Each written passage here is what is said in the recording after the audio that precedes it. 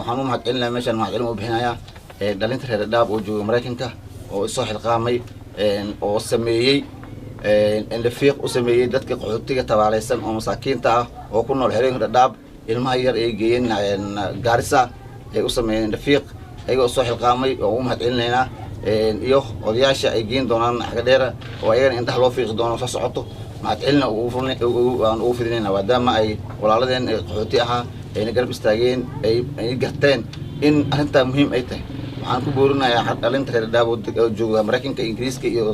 meelaha Yurub jiro in ay arrinka fiican ay sameeyaan sida wadooyinka hadda Dhadhaab la maro iyo qaxootiga dhaxdo gudud weyn ku yaala ma la mari karo dib irafaad gaariga gudoomaa gaarida ku lagu rafaaday wadooyinka ma mari karo wadada waa la wareegsaa hadda meeshan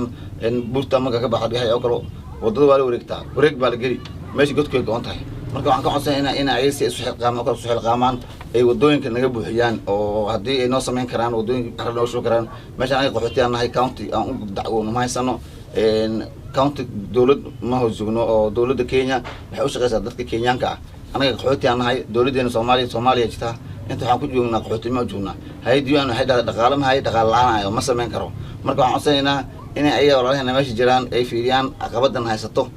darad ifoo iyo dhexda gaariga gudoomiye lori gudoomiye hariya roob duudo waa kala go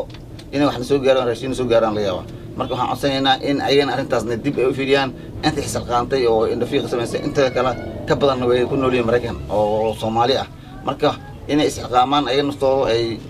wax noo sameeyaan oo dadaasna hagaajiyaan ayaan codsanaynaa waxaan ku soo gabagabeynayaa dhammaan dadweynaha la kulmo oo warbixintan arko dhalinyarada maamooyinka inta samaha jecel oo aragto videogan aan duubnay inay u gudbiyaan ay bixiyaan warbixinta ay bixiyaan dadweynaha ay u sheegaan ayaan ka codsanaynaa maadaama keligii aan warbixin bixin karin haddaad aragto warbixinta aad dhegeysato wixii muhiimadda aad fahanto inaad u gudbiso dariskaaga walaalkaaga kulli aad u gudbiso ayaan kaa codsanayaa fadlan waxaan kala codsanayaa in channelka aad saarto subscribe like and share aad ku sameyso السلام عليكم ورحمة الله وبركاته.